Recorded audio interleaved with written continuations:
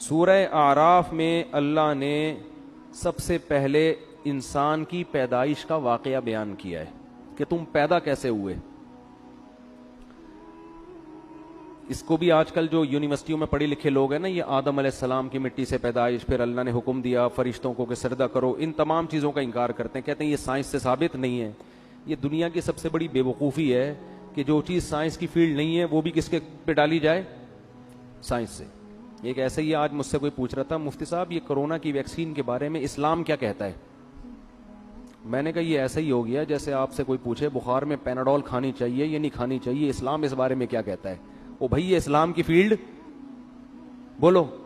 ہاں یہ ہوگی کہ حرام اجزاء ہیں تو حرام ہے، حلال اجزاء ہیں تو پھر کھانی چاہیے کہ نہیں، یہ اسلام نہیں کہے گا. یہ کون کہے گا؟ یہ ڈاکٹر صاحب کہیں گے. اسلام بھی یہی کہتے ہیں کہ ڈاکٹر سے پوچھو.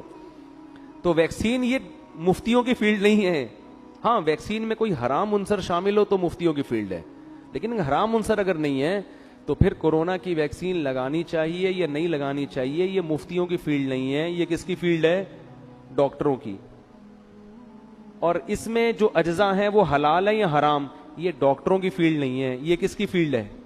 ڈاکٹر تو یہ بتائیں گے یہ اجزاء ہیں. اب ان اجزاء پہ حلال کا فتویٰ لگانا ہے یا حرام کا، یہ کس کی فیلڈ ہے؟ مفتیوں کی. تو ہر چیز سائنس کی فیلڈ نہیں ہوتی. یہ فلاں سن میں یہ واقعہ ہوا تھا یا نہیں ہوا تھا، یہ سائنس کی فیلڈ نہیں ہے، یہ تاریخ دانوں کی فیلڈ ہے. کربلا میں حضرت حسین کا قتل ہوا تھا کہ نہیں ہوا تھا، یہ نیوٹن اور ڈاروین تھوڑی بتائے گا آپ کو، یہ تو مورخین بتائیں گے نا. بہت مشکل ہے. کیا ہو گیا یار، ایسے بیٹھے ہوئے ہیں جیسے ابھی بھی روزہ رکھا ہوا اور رات کے ٹائم پہ. یہ تو مورخین تاریخ دان بتائیں گے. اب جب آدم علیہ السلام پیدا ہو رہے تھے تو کوئی تاریخ دان موجود تھا ہیں کہ کیسے پیدا ہوئے، پھر کیا کیا واقعات ہوئے؟ ظاہر ہے نہیں تھا. تو اس لیے یہ ڈائریکٹ کون بتاتا ہے؟ اللہ بتاتا ہے، کیونکہ وہ تو پہلے شخص ہے نا دنیا میں، تو اللہ بتاتا ہے. تو اس لیے اس میں یہ کہنا کہ سائنس میں تو کہیں نہیں لکھا ہوا، تو یہ پاگلوں اور بیوقوفوں والی باتیں ہیں. تو اللہ نے آدم علیہ السلام کا واقعہ بیان کیا کہ وَإِذْ قُلْنَا لِلْمَلَائِكَةِ وَلَقَدْ خَلَقْنَاكُمْ، ہم نے تمہیں پیدا کیا. اور کیسے؟ مٹی سے، آدم کو. پھر ہم نے فرشتوں کو حکم دیا کہ آدم کو سجدہ کرو. یہ ہمیں دنیا میں جب لایا جا رہا ہے تو ہمیں پروٹوکول دیا جا رہا ہے. اور جو آدم کو نہیں مانتے، جو کہتے ہیں بندر سے انسان بنائے، انہوں نے انسان کو پروٹوکول بولو نہیں دیا. انہوں نے تو انسان کی ایک اتفاقی حادثے کا نتیجہ ہے وہ تو پھر انسان کی قابل عزت تھوڑی ہوا. ہمیں بتایا جا رہا ہے کہ انسان جب دنیا میں آیا بڑے اہتمام کے ساتھ آیا تھا، وہ ایسے ہی نہیں آ گیا. ساری مخلوق نے اس کو، آدم کو سجدہ کیا. شیطان اڑ گیا. اللہ نے کہا کہ تو نے سجدہ کیوں نہیں کیا؟ قال انا خیر منہ، میں اس سے بہتر ہوں. خلقتنی من نار، تو نے مجھے آگ سے بنایا اور اسے مٹی سے بنایا. آگ مٹی کو سجدہ نہیں کر سکتی. قرآن کہتا ہے ہم نے کہا فاہبط منہا، دفع ہو جا یہاں سے، نکل جا یہاں سے. تجھے اس کی اجازت نہیں ہے کہ میرے حکم کے سامنے تو تکبر کر. انک من الصاغرین، آج سے تو میری نظر سے گر گیا ہے. بجائے توبہ کرنے کے شیطان نے کہا انظرنی الی یوم یبعثون، اے اللہ مجھے قیامت تک کے لیے زندگی دے دے. اللہ نے فرمایا انک من المنظرین، میں تجھے قیامت سے پہلے موت نہیں دوں گا، کر لے جو کرنا ہے. قال فبما اغویتنی، اے اللہ اس آدم کی وجہ سے تو نے مجھے گمراہ کیا ہے. لأقعدن لهم صراطک المستقیم، جب بھی یہ آدم سیدھے راستے پہ چلے گا میں اس راستے کے سامنے آ کر بیٹھ جاؤں گا، نہیں چلنے دوں گا. یہ جیلسی، حسد اس کی وجہ سے ہوا، اس کی وجہ سے حسد میں آ گیا. ثم لآتینہم من بین ایدیہم، اے اللہ یعنی چیلنج کر رہے اللہ کو، میں اس کے سامنے سے بھی آؤں گا، اس کے پیچھے سے بھی آؤں گا، دائیں سے بھی آؤں گا، وعن شمائلہم، بائیں سے بھی آؤں گا.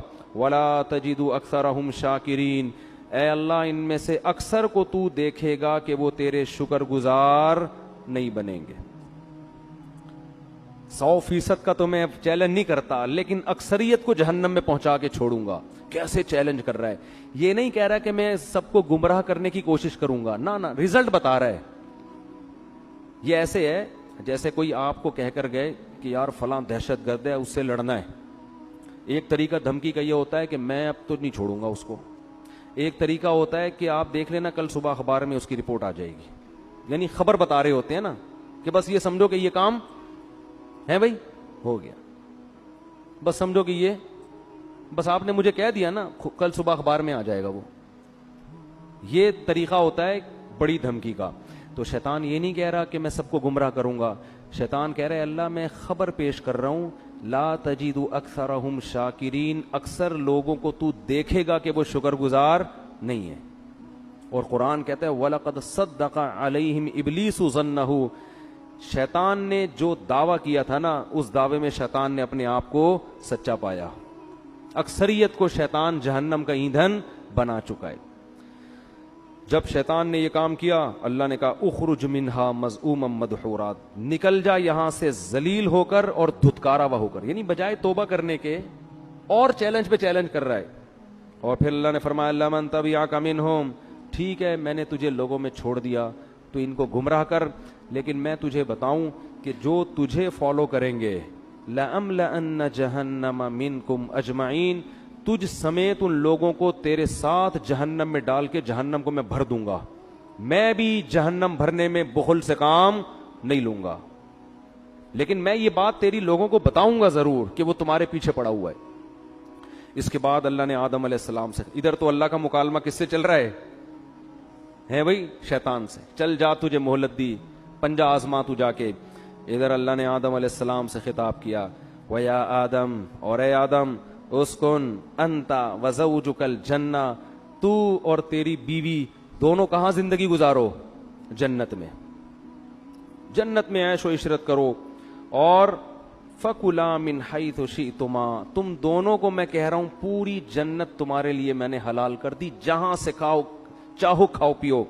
وَلَا تَقْرَبَا هَٰذِهِ الشَّجَرَةَ, یہ والا جو درخت ہے کھانا تو دور کی بات, اس کے قریب بھی مت جانا, اس کے قریب بھی مت جانا. فَتَكُونَا مِنَ الظَّالِمِينَ, دونوں ظالمین میں سے ہو جاؤ گے. فوس شیطان آ گیا, اس نے کیسا ہوشیار ہے, چلو پہلے آدمی کو چھوڑ دیتا, یہ کل سے میں اپنا کام ابھی تھوڑا ریسٹ کر لوں, بھی تو دھمکیاں ومکیاں چلی ہیں, ذرا ایک ہفتہ ریسٹ کرتا ہوں, تھوڑا آرام کرتا ہوں, اس کے بعد پھر جو ہے کوشش کریں گے. ویژنری لوگ جو ہے نا وہ ریسٹ نہیں, چاہے اچھا ویژن ہو چاہے برا ویژن, اس سے پتہ چلتا ہے. اور شیطان اس میں کامیاب بھی ہوا. قرآن کہہ رہے اکثریت کہاں جائے گی, جہنم میں.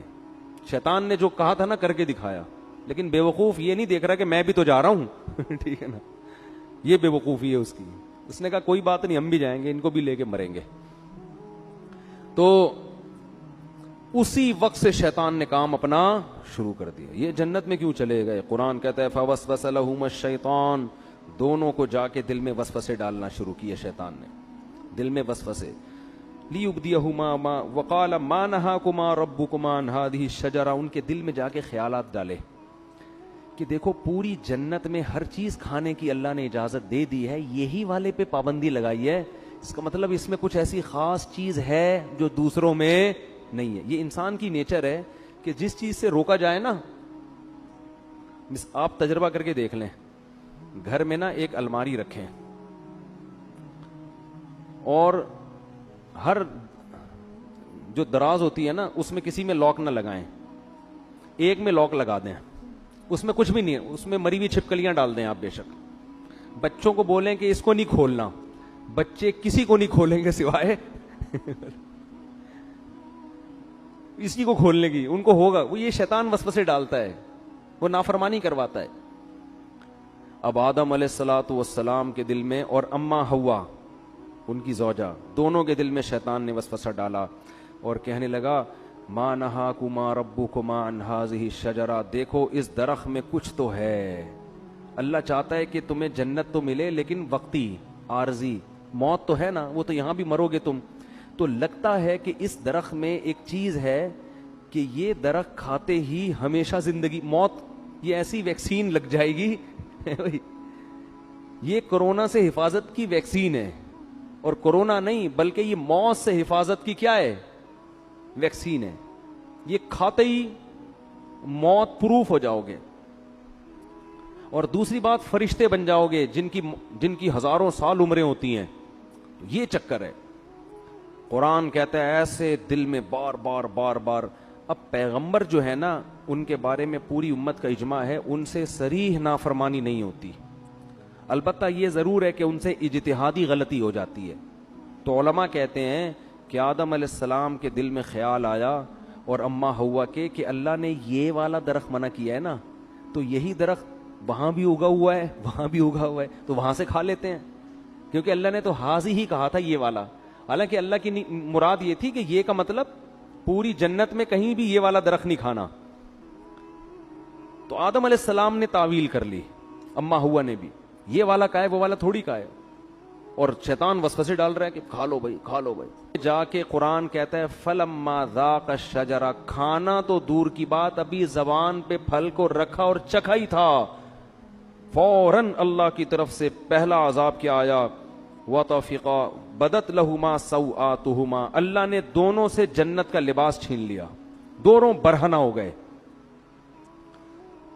وطفقا یخصفان علیہما من ورق الجنہ, اور شرم کی وجہ سے جلدی جلدی جنت کے درختوں کے پتوں کو اپنے اوپر ڈالنے لگے.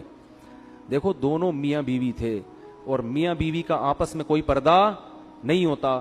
اس کے باوجود اس سے پتہ چلتا ہے کہ حیا کا تقاضا ہے کہ نارملی عام حالات میں میاں بیوی لباس کے اندر رہیں, ایک دوسرے کے سامنے اپنے سطر کو ظاہر مت کریں. اس سے آپ اندازہ لگاؤ کہ جو ہماری لبرل خواتین جو کسی کی بیوی بھی نہیں ہے, غیر محرم مرد کے سامنے نارمل حالات میں نیم برہنہ لباس پہن کے گھومتی ہیں, قرآن کی نظر میں وہ کس قدر بے حیا ہیں. یعنی بیوی کو بھی کہا جا رہا ہے کہ نارمل حالات میں جب میاں بیوی کا کوئی ریلیشن نہ ہو اس وقت تو نارمل پراپر ڈریس میں ہونا چاہیے, حالانکہ میاں بیوی کا کوئی پردہ نہیں ہے, لیکن یہ حیا کا تقاضا ہے. اور وہ عورت جو کسی ایسے مرد کے سامنے اپنے جسم کو ظاہر کرتی ہے جو اس کا شوہر بھی نہیں ہے اور نارملی اس ڈریس میں گھومتی ہے, اسکرٹ پہن کے گھوم رہی ہیں, سلیو لیس کپڑے پہن کے گھوم رہی ہیں, اس کا مطلب یہ لوگ آدم علیہ السلام اور اماں ہوا کی نیچر پر نہیں ہے, انہوں نے اپنی خاندانی پرمپرا کو چھوڑ دیا ہے. اصل تو ہمارا خاندان آدم اور ہوا والا ہے نا, یہ اپنے کلچر کو فالو نہیں کر رہے, یہ آدم اور ہوا کی نیچر پہ نہیں ہے, یہ فطرت پہ نہیں ہے یہ لوگ. تو فطرت اس کا تقاضا کرتی ہے کہ میاں بیوی بھی عام حالات میں نارمل حالت میں وہ ایک دوسرے کے سامنے اپنے جسم کو ظاہر کرتے ہوئے شرم محسوس کرتے ہیں.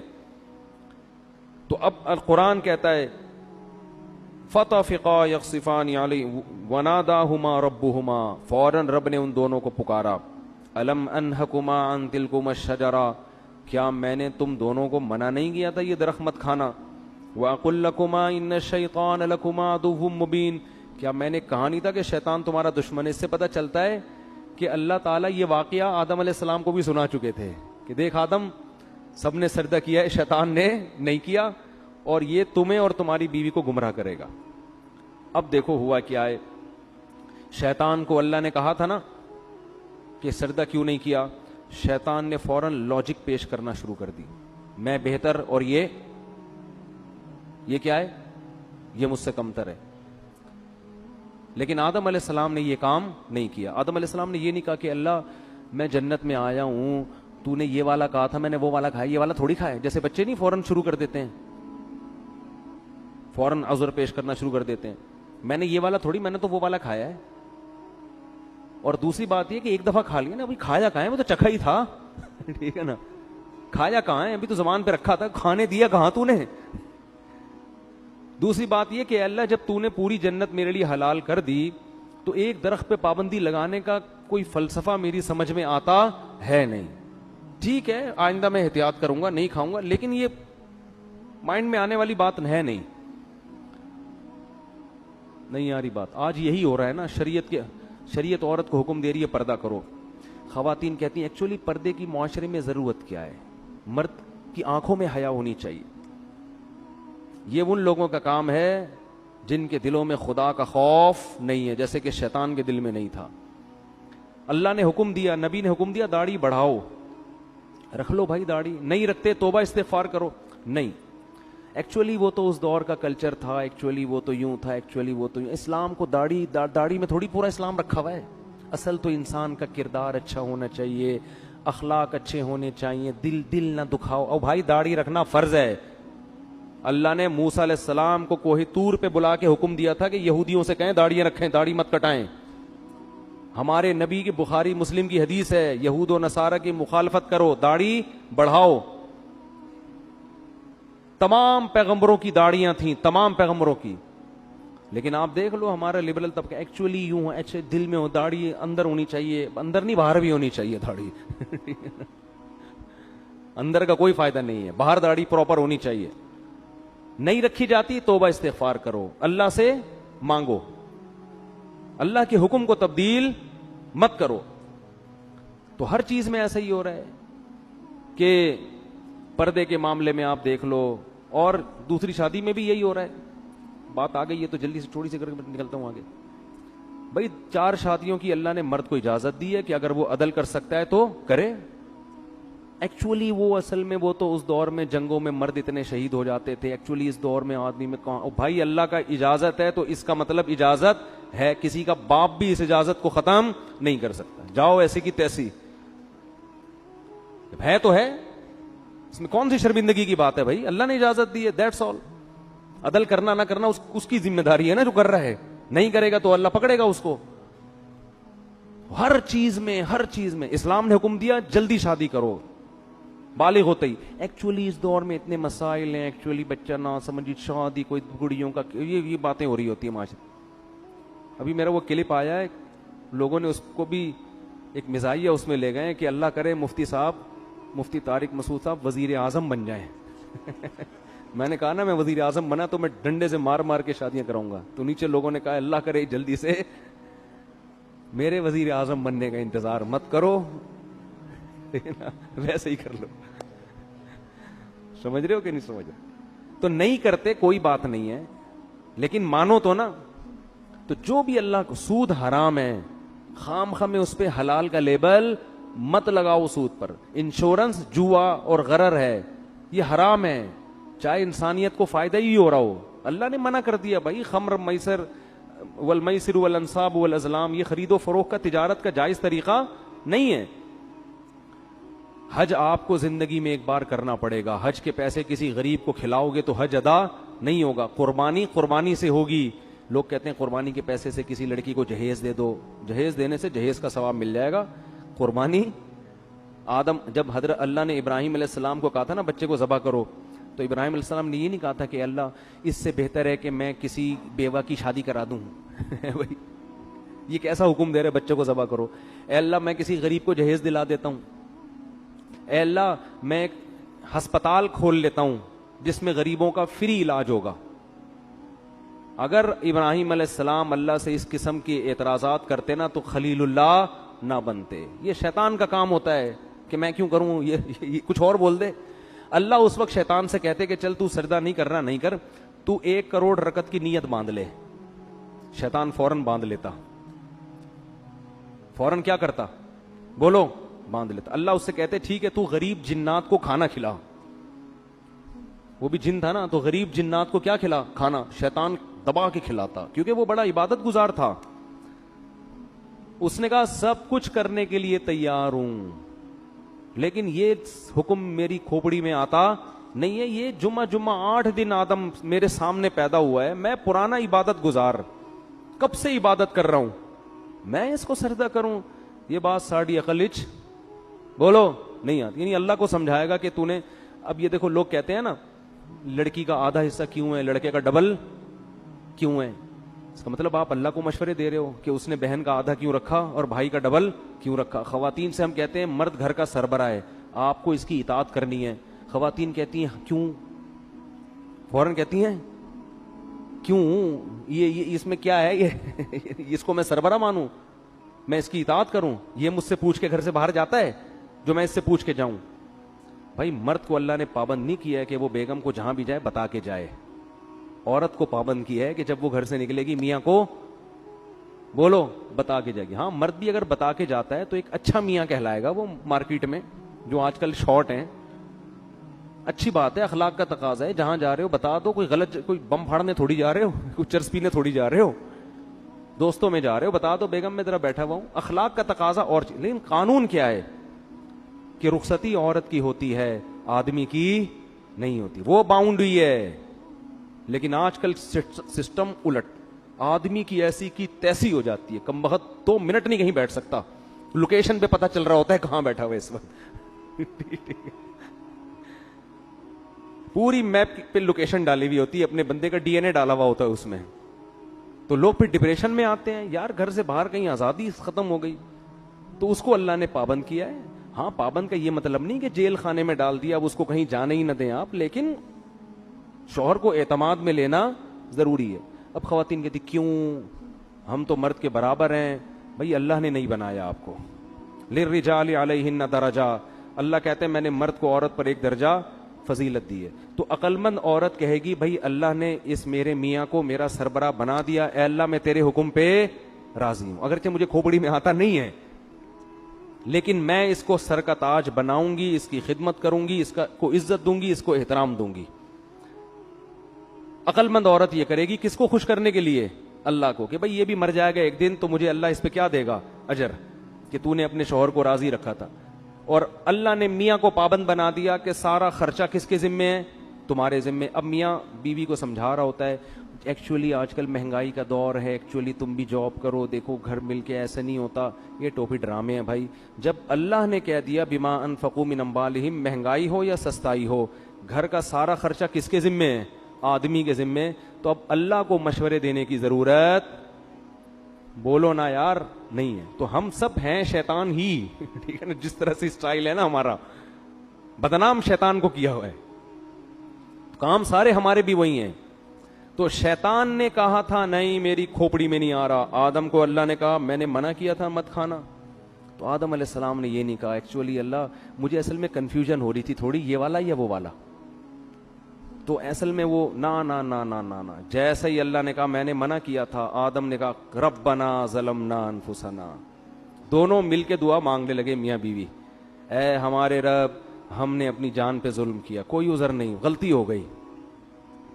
وَإِن لَّمْ تَغْفِرْ لَنَا, اب بھکاری بن کے مانگ رہے ہیں اللہ, اب تیرے رحم و کرم پہ ہیں ہم, تو چاہے تو شیطان کی طرح ہمیں بھی دھتکار سکتا ہے ہمیشہ کے لیے, لیکن ہم تباہ ہو جائیں گے, ہم کیا ہو جائیں گے, برباد, ہم پہ طرز کھا اور ہمارے اس جرم کو معاف کر دے. اللہ کو یہ کلمات اتنے پسند آئے, قرآن کہتا ہے ثم اجتباہ ربہ فتاب علیہ وہدا, 3 احسان کی اللہ نے آدم پر. ایک اجتباہ, آدم کو کی دوبارہ ویسے ہی سلیکشن ہو گئی جیسے پہلے, جیسے کسی عہدے سے برطرف کر دیا جاتا ہے نا, ایسا جو صاحب کو نکال دیا فوراً وہ عہدہ کیا ہو گیا, بحال. تو اللہ کی نظر میں آدم کا جو مقام تھا نا اس غلطی سے پہلے, اللہ کہتے ہیں اجتباہ, وہ مقام میں نے آدم کو دوبارہ دے دیا. ثم اجتباہ ربہ فتاب علیہ, نمبر 2 گناہ بھی معاف کر دیا, صرف دنیاوی لحاظ سے جو عہدہ ملا تھا وہ واپس نہیں ملا, بلکہ جو غلطی تھی وہ بھی معاف. اور پھر ایک اور احسان یہ کیا, وہدا, آئندہ کے لیے ان کو یہ توفیق دی کہ سیدھے راستے پہ چلیں اور ایسی غلطی نہ کریں. یہ تگڑی توبہ کی علامت ہوتی ہے کہ دوبارہ گناہ سے انسان کی حفاظت. ایسا بنا دیا کہ اب غلطی پروف ہو گئے, کیا ہو گئے, اب نہیں ہوگی یہ غلطی, اب میں حفاظت کروں گا آپ کی توبہ مجھے اتنی پسند آئی ہے, اب آپ سے یہ غلطی میں نہیں ہونے دوں. شیطان وسوسے ڈالے گا, اب میں شیطان کی راہ میں رکاوٹ بنوں گا. بعض دفعہ ایسی خاندانی توبہ انسان کرتا ہے کہ اللہ پھر اس کو توفیق دیتے ہیں کہ وہ غلطی سے بچے, لیکن پھر بھی غلطی ہوتا ہے, پھر بھی توبہ کرو. تو اس سے ہمیں پتا چلتا ہے کہ بھائی ہم خطا کے پتلے ہیں, ہم سے ہو جائے گی تو ہم شیطان والے راستے پہ نہیں چلیں گے, توبہ کریں گے اللہ سے. جب اللہ نے آدم علیہ السلام کو یہ فرمایا تو اللہ نے فرمایا توبہ تو قبول ہے, لیکن اب آپ کو زمین پہ رہنا ہے. یہ تو ایک میں نے ریہرسل کروائی تھی, ٹھیک ہے نا, جنت دکھائی آپ کو کہ آپ کو اس کے لیے بنایا ہے, اور توبہ کی آپ نے, تو اب آپ اصل میں تو آپ کو دنیا کے لیے پیدا کیا ہے میں نے.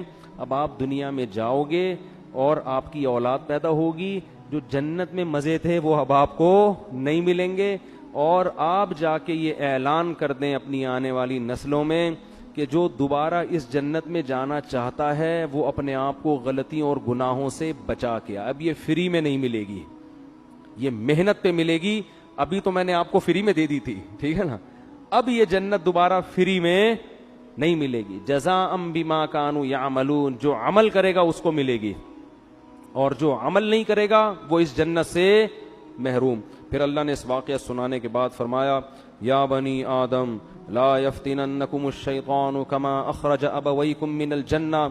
اے بنی آدم, اے انسانوں, دیکھو شیطان تمہیں اسی طرح ورغلا کے جنت سے محروم نہ کر دے جیسے اس نے تمہارے باپ آدم اور حوا کو نکلوایا جنت سے. سمجھ میں آ رہی ہے بات کہ نہیں آ رہی؟ اللہ ہمیں تنبیہ کر رہے ہیں کہ آدم کو تو جنت میں جاتے ہی پیچھے پڑ گیا تھا, تو تم بھی جب بالغ ہوتے ہو نا اور احکام کے مکلف ہوتے ہو, اسی وقت شیطان تمہارے پیچھے پڑ جاتا ہے. اور اللہ نے فرمایا, انہو یراکم ہوا وقبیلہ من حیث لا ترونہم. شیطان اور اس کے شتونگڑے یہ تمہیں اس طرح سے دیکھ رہے ہیں کہ تم اس شیطان کو دیکھ نہیں سکتے, یہ تمہیں نظر نہیں آتا. اس میں اللہ نے جواب بھی دے دیا کہ ہو سکتا ہے یونیورسٹی کے کسی پروفیسر کو اعتراض ہو کہ وہ شیطان ہے کہاں, ہمیں تو نظر آ نہیں رہا. تو اللہ نے فرمایا کہ وہ تمہیں نظر نہیں آئے گا لیکن شیطان کو تم نظر آ رہے ہو. یہ ایک حقیقت ہے, ہر چیز سائنس ٹریس نہیں کر سکتی. شیطان مادی چیز نہیں ہے, اور سائنس کا جو ٹاپک ہے نا وہ مادی چیزوں پہ ہے. بہت سی اور اللہ نے ایسی مخلوق پیدا کی ہے جو ہمیں نظر نہیں آتی, وہ ہماری لیبارٹریوں میں ٹریس ہی نہیں ہو سکتی ہے. تو اللہ نے فرمایا, انہو یراکم ہوا وقبیلہ, شیطان اور اس کے قبیلہ تمہیں جس طرح سے دیکھ رہا ہے تم اس کو بولو